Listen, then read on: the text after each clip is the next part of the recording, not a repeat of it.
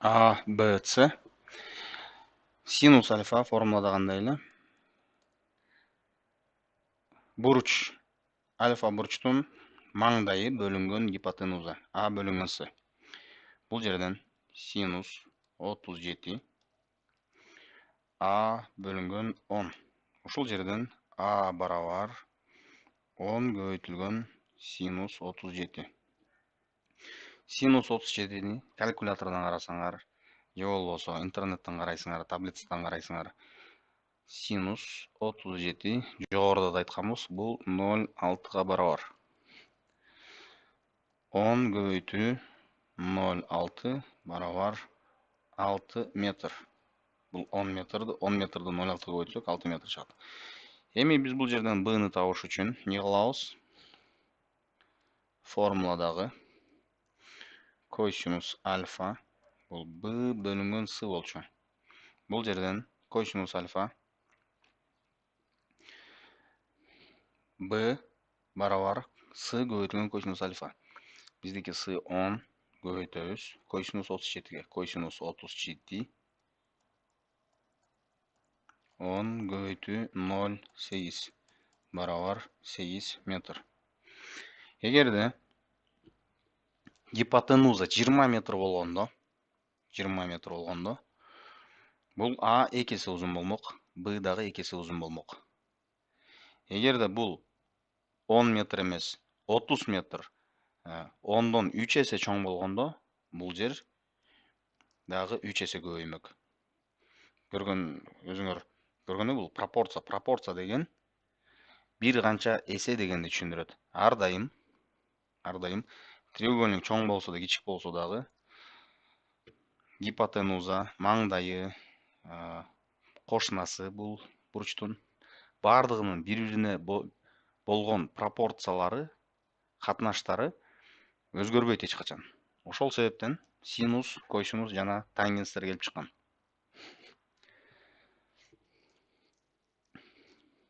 Эми биз азыр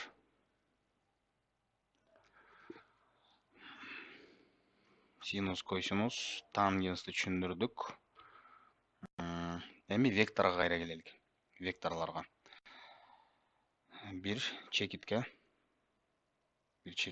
бир коробкага ар кандай күчтөр таасир этип жатат. Бул жерге 200 ньютон дейлик. Өйдөнү көздөй, кыйшык болуп калды. Өйдөнү көздөй 100 ньютон дейлик. Бул жерди көздөй 300 ньютон дейлик. Бул жер 37 градус болсун. Биз ушул жерден жыйынтыктоочу күчтү табышыбыз керек. Жыйынтыктоочу күч деген эмне? Жөнөкөй мисал менен түшүндүрөлүк, анан кайра бул маселеге келебиз. Мисалы бир чекитке 300 ньютон оңду көздөй, солду көздөй дагы 300 ньютон таасир этсе, бул чекит эмне болот? Чекит эч кайда жылбайт. Себеп дегенде оңго тарткан күч солго тарткан күчкө барабар болуп жатат. Экөө бири-бирин жоюп кетет. Эгерде дагы бир күч таасир этсе буга, ылдыйды көздөй 100 ньютон. Кай жерди көздөй жылат? Ылдыйды көздөй 100 ньютон менен жылат. 300 бири-бирин жоет. Жыйынтыктоочу күч 100 ньютон болуп жатат. Жыйынтыктоочу күч деген бул күчтөрдүн негизинде эң аягында каяк жактуу көздөй жылат, канча күч менен тартылат. Ушул эле күчтөр бардыгы биригип бир тараптан тартканда, бир тарапка тартканда 300 жана 100. 300 кошуу 300 кошуу 100 700 ньютон болмок. Жыйынтыктоочу күч. Баягы орустардын баснясындагы лебедь, щука и рак деген бар эмеспи? 3 жака тартат. Жыйынтыкта араба эч жака жылбайт. Бул жерден дагы ошого окшошуп атат. Эми сурообузга кайра келелик. Бул жерден жыйынтыктоочу күч кандай болот? Ушул жерден бизге бир жаңы түшүнүк киргизиш керек. 300 ньютон бул жерди көздөй тартып атат. Бирок бунун компоненттери бар. Компонент деген эмне? Компонент деген түшүнүктү азыр биз силерге түшүндүрөбүз. Башкача мисал менен түшүндүрөлүк. Мисалы бир арабаны чананы деп коелук. Биз тартып жатабыз бул жерде. Кишини тартсак азыр мындай кишиге жакшы окшобосо дагы. Опа. Жип менен тартып атат. Күчтүн багыты кай жерди көздөй? Бул жерди көздөй. Бул жерди бурч альфа деп коелук. Эгерде бул жүк оор болсо, жүк оор болгон сайын бул киши жипти мындай ылдыйлатса, канчалык ылдыйлатса, ошончолук жеңил кетет. Эгерде жипти мындай кылып алса, бул эч кайда жылбайт.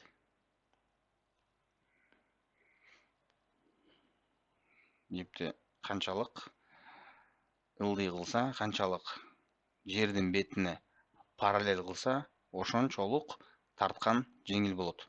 Демек ушул жерден компонент дегенди түшүндүрүшүбүз керек.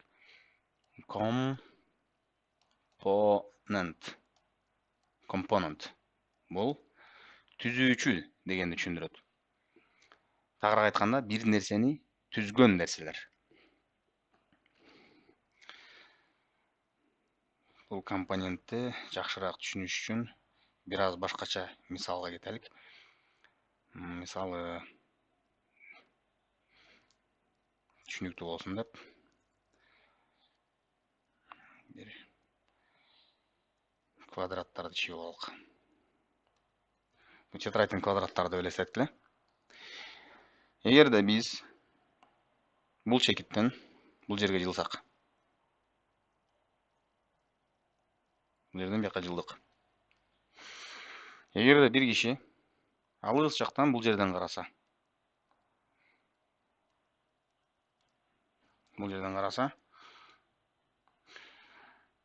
жылган нерсе кандай болуп көрүнөт? Өйдөгө жылган болуп көрүнөт.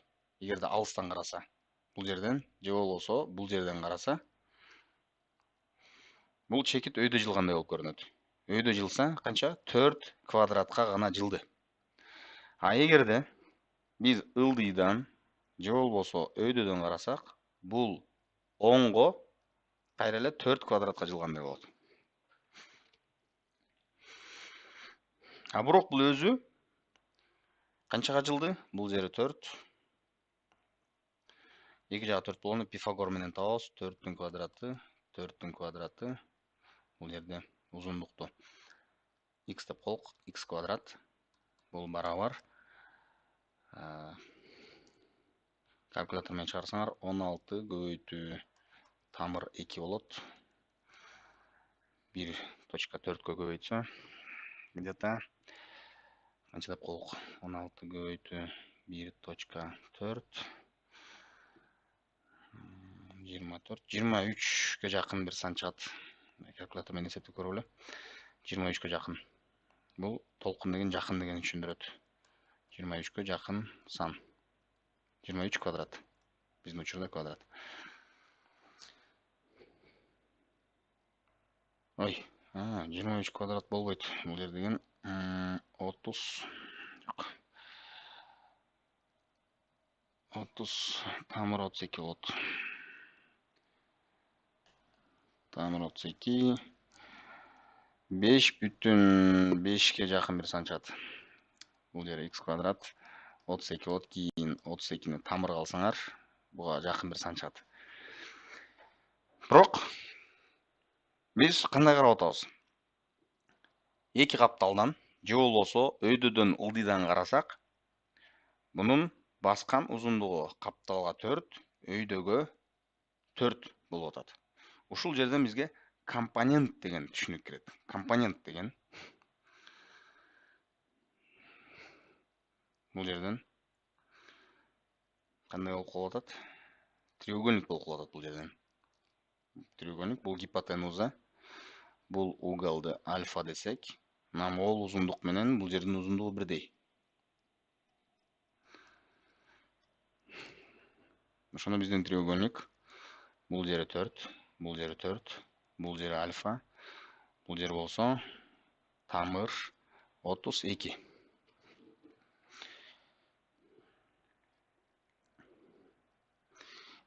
Эгерде биз тамыр 32-ни косинус альфага көбөйтсөк 4 берет. Тамыр 32-ни кайра синус альфага көбөйтсөк кайра 4 берет. Демек, компонент деген бул көз караш деген сөз. Көз караш деген же капталдан, же өйдөдөн. Транспортер менен өзүңөр өлчөп көргүлө, бир жагын 4 кылгыла, бул жагын 4 кылгыла, мол угол канча болот экен? Альфа 45 градус болот. Синус 45 косинус 45-ке барабар болот. Бул 1 бөлүнгөн тамыр 2-ге барабар. 0,7.07 деген сан. Ошо окшош сан. Тамыр 32-ни көбөйтөбүз 1 бөлүнгөн тамыр 2-ге. Барабар. Тамыр 32-ни 16 жана 2 десек, тамыр ичинде 1 бөлүнгөн тамыр 2. Кийин тамыр ичиндегини өзүнчө жазып алса болот. Бул математика кирбейбиз. 2 кетет. Тамыр 16 барабар 4 болот.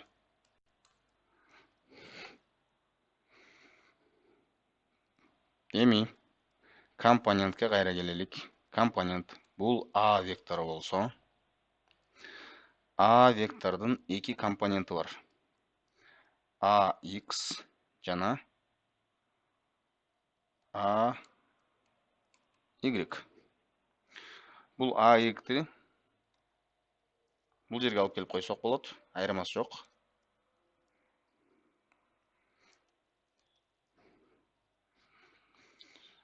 А барабар AY жана AX деп коебуз.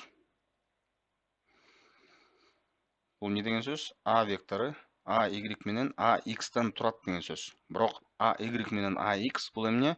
Бул көз караш. Көз караш дегенибиз же бул жерден, же бул алыстан карасак, бул вектор өйдөгө кеткендей болуп көрүнөт. Вектор дегеним бул жол басып өткөн деп элестетсек, бул жол. Бул чекиттен бул чекитке келди. Өйдөгө басканда эле AY өйдөгө баскандай болуп көрүнөт. Эгерде өйдөдөн же ылдыйдан карасак, AX баскандай болот. Анын узундугун табыш үчүн AY-ти жана AX-ти квадратка алабыз. Бул жерден А синус альфа кайра эле эмне болот? AY бөлүнгөн А косинус альфа AX барабар бөлүнгөн А тангенс альфа AX бөлүнгөн AY. Тангенстин бул жерден бизде көп деле кереги жок. Жөн эле жазып койдум. Ошондо AX барабар А косинус альфа AY барабар А көбөйтүлгөн синус альфа. Эми муну мисал менен түшүндүрсөк, 1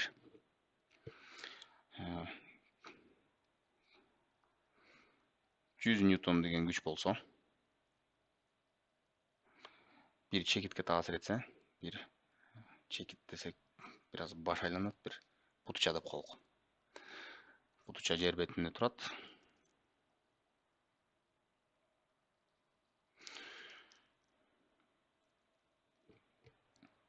Bunun салмагы 200 ньютон болсо, бул жердин угол кайра эле 53 градус кылалык. Эң көп колдонулган бурчтар. Эмне кылабыз? 100 ньютонду компоненттерге бөлөбүз. Компонент дегеним 100 ньютондун X компоненти коробканы капталга жылдырат. Бул жер эмне болот? 100 көбөйтүлгөн косинус 53. Косинус 53 0,6. 0,6-га көбөйтсөк, барабар 60 ньютон болот. Y компонентин табыш үчүн синус 53-ке көбөйтөбүз. Синус 53 0,8. 100-дү 0,8-ке көбөйтсөк, 80 ньютон болот. Демек, бул жерден жыйынтыктайбыз азыр. Вывод чыгарабыз. Вывод деген 60 ньютон менен оңду көздөй тартылат экен. 80 ньютонго жерге жеңилирээк болуп жетет экен. Жерге 200 ньютон менен тартылат.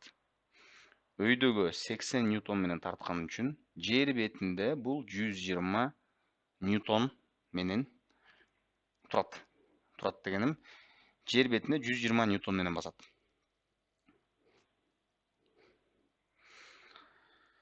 Эмелестеткиле. 100 ньютонду 53 градус менен эмес, мындайынан тартканда толугу менен бүт күч муну жылдырганга кетмек. Эгерде 100 ньютон өйдөнү көздөй таасир этсе, бул эч кайда жылмак эмес, бирок жерге жеңилирээк тийип калмак. 200 ньютон минус 100 ньютон. Ошондо жер бетине 100 ньютон менен, жер бетинен 100 ньютон менен басмак. Эми өзүбүздүн маселебизге келелик.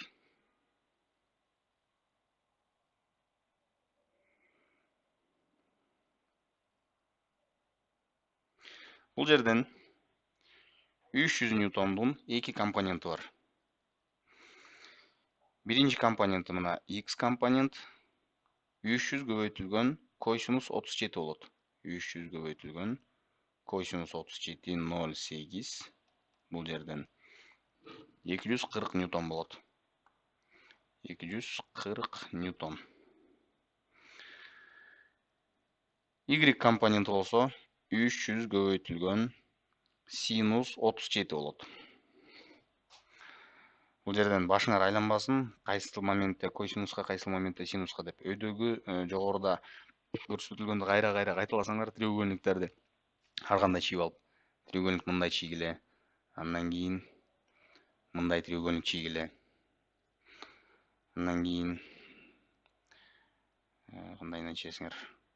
Мындайынан чийгиле. Ар кандай чийип, кайсыл моментте косинус, кайсыл моментте синуска көбөйтөрдү кайра-кайра кайталап үйрөнүш керек. Себеп дегенде бул бир жолу көргөндө эле түшүнө бербейт элдер. Кайра-кайра кайталаш керек. 300-дү көбөйтөбүз. Синус 37-ге. Синус 37 0,6.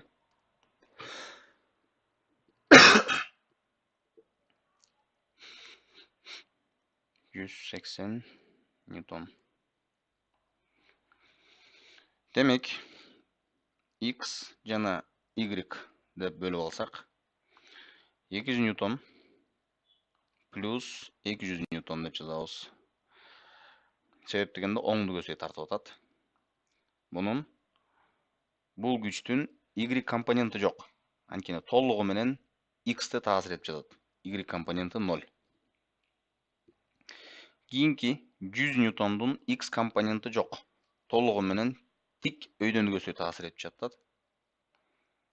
Плюс 100. Не себеп менен плюс? Өйдөгө тартып жатат. Плюс дегеним, бул күчтү кемитиш керек. Анткени экөө карама каршы тартып жатат. Ошол себептен бирөөнү плюс, бирөөнү минус деп алабыз. Кийинки бул күчтүн x компонентине келсек, x компоненти минус 240 ньютон. Солду көздөй 240 ньютон менен тартып жатат. Эми ушул күчтүн y компоненти канча? Y компоненти минус 180 ньютон. Буларды чогултабыз. Чогултканда плюс 200 минус 240. Бул не деген сөз? Негизи 240тан 200-дү кемит деген сөз. Жооп 40 ньютон болот. Минус 40. Бул жер минус 80. Эми минус 40 деген эмне? Минус деген эмне? Кандайча күч минус болот деп баш чаташы мүмкүн, бирок минус деген бул багытты гана түшүндүрөт. Бул жерден минус демек жыйынтыктоочу күч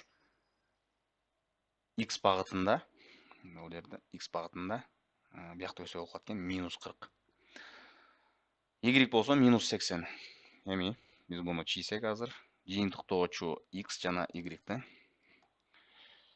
Бул жерде өчүрүп алалык.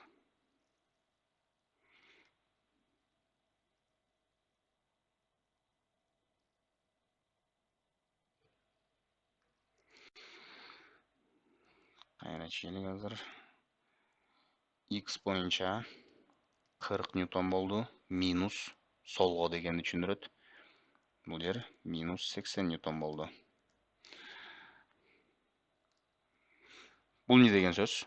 Бул мына ушунча күч жумшабай эле солду көздөй 40 ньютон жана ылдыйды көздөй 80 ньютон менен таасир эткенде, ушунча күч ушундай тартипте таасир эткенге барабар болуп калмак. Барабар болмок эмес, барабар болот. Мына монча күчтүн кереги жок болчу. 40 жана 80 ньютон эле таасир этсе болмок. Эми биз бул 40 жана 80 ньютондун жыйынтыктоочу күчүн табышыбыз керек. Жыйынтыктоочу күч векторлорду туташтырганда эстейбиз. Бул векторду бул жерге алып келсек болот. 40 ньютонду. Же болбосо 80-ди 40-ка байласак болот. Экөөнү тең. Жыйынтыктоочу күч бул жерди көздөй болот. Мындай көз менен деле жөн эле карасаңар деле 40 жана 80 тартсак аякты көздөй жылат, бул жерди көздөй жылат. Болду. Бул эрежелердин баардыгы логикага жатат. Жыйынтыктоочу күчтү R деп белгилейик. R-дын чоңдугун табыш үчүн Пифагорду колдонобуз. 40 квадрат 80 квадрат R барабар 1600 кошулган 6400. Буну биз азыр калькулятор менен тапсак 1600 кошуу 6400 тамырдан 8000 89,43 80 R квадрат R тамыр 8000 болот. R барабар 89,44 ньютон экен.